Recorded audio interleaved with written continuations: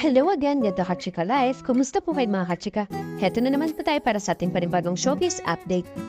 Usap-usapan nga po, or naging trending nga po sa lahat po ng social media, lalong-lalo na po dito sa X na dating Twitter, ang naging blapper po ni Miss Catherine Bernardo sa recent episode ng Pinoy Got Talent, or Pilipinas Got Talent. Sa isang episode nga po, nabulol kasi ito po si Miss Catherine Bernardo sa pagsasalita bilang hurado habang nagkokomento sa contestant na nasabing Pinoy reality talent show. Tila napamura rin siya at nabib naman ito nung lumabas ito sa YT. Sinalo naman siya ng sitwasyon ng co-judge po nito na si Mr. Donnie Pangilinan kaya di na focus sa actress ang usapan dahilan para makaget over agad ito.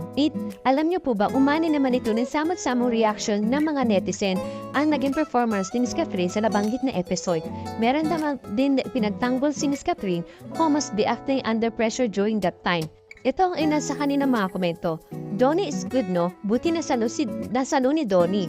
Kudos to Donnie ang galing na din sumalo sa sitwasyon. Donnie is articulate, can say the same for Catherine Tro. Yeah, sadly, walang substance mga comments niya sa mga performance. She's human after all. Well, of course. May isa nga pong nag-comment, pang second time na niya nabubulol siya sa pasimpleng outros before they both. She's do conscious. She's tense. Grabe, pressure sa kanya to compose her comments para ma-anxiety kaya nabubulol na. Isa naman po itong nag-comment. May nakapag-comment din po, feel ko kaya siya nabubulol kasi hindi siya confident sa sinasabi nito. Like she's grasping for words to say. Baka it's just for me. Kudos to Donnie for instantly thinking of an excuse, distraction, or escape move. Goes to shows na tadamalamya, conservative, and holier the truth that she's projecting. Pabebe kasing magsalita. Isa mo naman itong nag-comment. Tagalog na nga lang sasabihin niya, nabubulol pa siya lagi. Ano ba yan? Isa po din itong nag-comment ang netizen. I knew this will happen. Hilaw na hilaw pa siya to be a judge. Siya mismo very limited pa alam na sa many aspect. Ngunit maraming fans si Miss Catherine Bernardo na pinagtanggol din po si Miss Catherine Bernardo na alam din po natin na hindi din po sinasadya o hindi rin maiwasan na magkamali ang isang hurado. Kaya sana po bago po tayo magkomento, intindihin muna po natin yung tao na walang taong hindi nagkakamali, na wala nga pong perpekto. Samantala, Miss Catherine Bernardo at Miss Nadine Lostre natuloy na po ang kanilang proyekto. Hindi nga po, sa isang kumakalat na video na kuha sa ABS-CBN Ball ay dinig na kanyang pirma mismo ni na Miss Catherine Bernardo at Nadine Lustre na may gagawin silang proyekto na magkasama. Actually, top secret pa ang nasabing collab project ng dalawang actress na tinuturing na archibald ng mga fans. Ngunit ang kanilang proyekto ay hindi po pelikula or serye. Ito po ay endorsement campaign ang proyekto na ginawa po nila Miss Catherine Bernardo at Miss Nadine Lustre.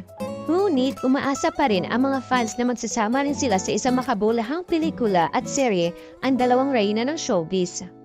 Samantala, dumako naman po tayo sa pinakahuli nating showbiz update. Iniiwasan nga po ni Mr. Jeric Gonzalez na pag-usapan ang tungkol sa napabalitang break-up nila ni Rabia Mateo. Sa isa nga po interview sa nakaraang celebrity premiere ng pelikulang Fatherland ng Binitria Production, napangiti lang po ito si Mr. Jeric nang magsimula na sinamantanong tungkol sa pagiging single nito.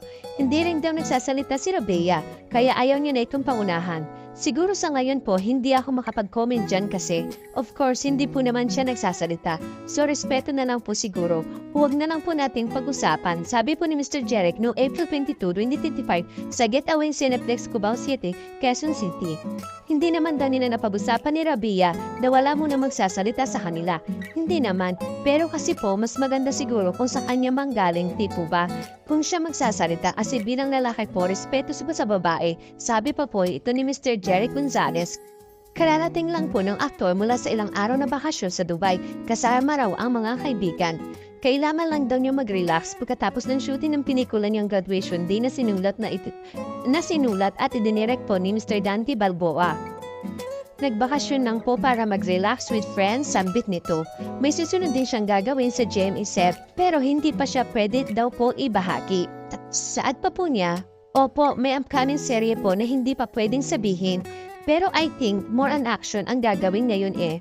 Opo pa, may matry po sa action kasi yun yung hindi ko pa na-try sa genre. Natapos na po yung Graduation Day, maganda yung pelikula.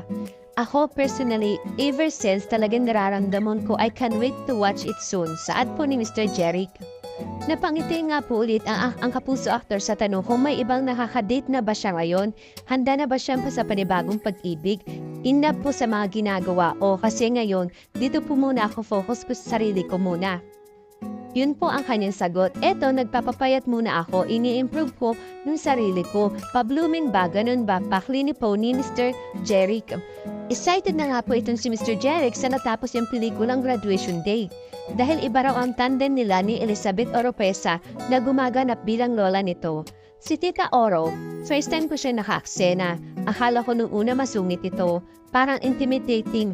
Pero malambing, napakabait at napaka-generous na actress at napakagaling syempre. Naramdaman ko talaga na lolola ka siya dito at ginagayt ako ni Tita Ora. Tinuturuan niya ako, marami siyang advisor like, ayun tungkol sa pag-artista nung araw, syempre attitude, kailangang hindi lumaki ang ulo at humble pa din, saad po ni Mr. Jeric. Sabi naman ni Elizabeth Oropesa, ibang klaseng workshop ang ginawa niya para maging kampante sa kanya si Mr. Jeric. Nagkaroon kasi kami ng parang mirroring ang tawag doon, yun yung ginawa kong malapit muna para huwag siyang mailang. Ang tawag ko, opo o anak. Hindi nila alam na wini-workshop ko sila. Ganun yun kasi baka magka-nervous mabuti na yung normal na paraan. Ang nakakatuwa dahil doon, we became very close. Parang mga apo ko talaga o anak ko talaga. Silang lahat na nakasama ko dito so kailangan talaga maging malapit kami.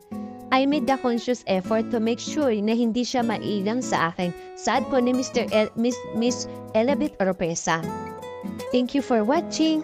Kung nagustuhan niyo po ang video ito, subscribe na sa Starlight Showbiz YouTube channel and please don't forget to hit the bell button for our latest updates.